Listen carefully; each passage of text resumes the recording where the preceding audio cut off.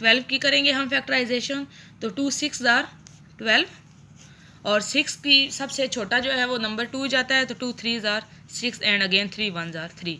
तो अब हम तीनों के फैक्टर्स लिखेंगे। 9 के हम लिखेंगे 3 और 3, 15 के लिखेंगे 3 और 5, 12 के लिखेंगे 2 × 2 × 3।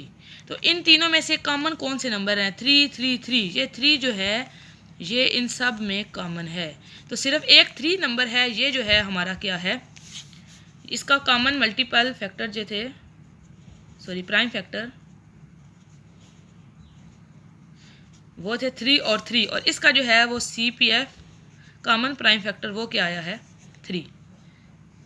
तो ये था हमारा कॉमन प्राइम फैक्टर का टॉपिक, इसके हमने फैक्टर फाइंड कितने किए हैं।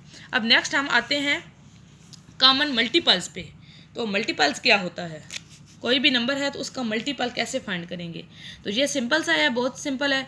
यानी मल्टीपल, जैसे आप टेबल पढ़ते हैं, 2 का आपने टेबल पढ़ा है, तो 2 के टेबल में 2 1 आर 2 आता है, फिर 2 को 2 से मल्टीप्लाई करें 4 आता है, फिर 2 को 3 से मल्टीप्लाई करें 6 आता है, फिर 8, फिर 10, फिर 12, फिर 14, 16, 18, 20, और इस तरह आगे जिस नंबर से हम मल्टीप्लाई करते जाएंगे तो आगे से आते जाएंगे। तो ये जो सारे नंबर्स हैं जो इसके टेबल में आते हैं, ये जो है ये हमारा क्या है, सारे इनके क्या हैं, मल्टीपल्स। ठीक है। अब मल्टीपल्स इसी तरह अगर हम देख लें, 4 के देख लें, तो 4 1 आर 4, यानी जो जो उसके टेबल के आंसर हैं वो हम लिखेंगे। 8, 4 3 are 12, 4 4 are 16, 20, 24, 28 and so on. तो ये सारे इसके क्या है, मल्टीपल्स है। यानी 4 को जिस जिस नंबर से मल्टीप्लाई करते जाएंगे तो वो उसका क्या बनेगा, मल्टीपल बना है। अब कॉमन मल्टीपल्स हैं, तो कॉमन मल्टीपल्स में क्या होता है, इसका हम लिखेंगे, हम सपोज 10, 15 और 12, ये हमारे पास एक एग्जांपल में दे रही हूँ। इसके हम ये 3 नंबर हैं, इनके हमने कॉमन मल्टीपल्स फाइंड करने हैं। तो हम पहले इनके अपने अपने अलग-अलग मल्टीपल्स लिखेंगे, 10 के, 15 के और 12 के। तो मल्टीपल्स तो बेशुमार है, क्योंकि जिस तरह टेबल एक जो है वो अनलिमिटेड है, इन्फिनिटी तक जाता है, इसी तरह इनके मल्टीपल्स भी जो हैं वो ऐसे ही हैं। लेकिन हम जो है वो उनके पहले जो 10 हैं मल्टीपल्स, उनमें से कॉमन सेलेक्ट करेंगे।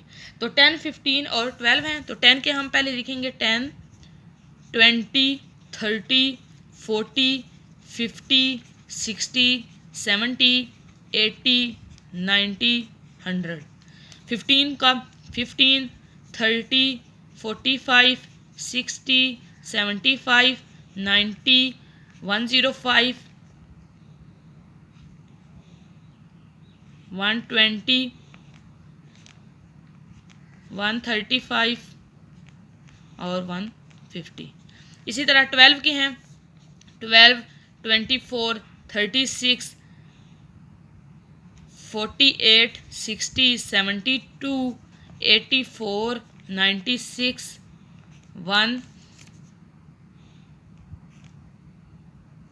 108 एंड 120। तो अब हमने ये इनके पहले 10 मल्टीपल्स लिखे हैं, तो इनमें से हम कॉमन देखेंगे। तो कॉमन इनमें से 60 है, 60 जो है वो तीनों में क्या है, कॉमन है। ये इनका पहला कॉमन मल्टीपल बना है। अब अगेन अगर हम 10 के टेबल को एक्सीड करें तो 10 के बाद 110 आता है और 120 आता है, इधर भी 120 है, इधर 120 है, तो सेकंड जो बनेगा वो 120 बनेगा। तो इसके जो पहले जो 2 हैं मल्टीपल बने हैं वो 60 बना है और 120 बना है। तो इसके आगे मल्टीपल्स काफ़ी होंगे, यानी जितना आप इसको आगे एक्सीड करते जाएंगे इनके मल्टीपल्स भी बढ़ते जाएंगे। तो ये था हमारा टॉपिक कॉमन प्राइम फैक्टर्स का और कॉमन मल्टीपल्स का।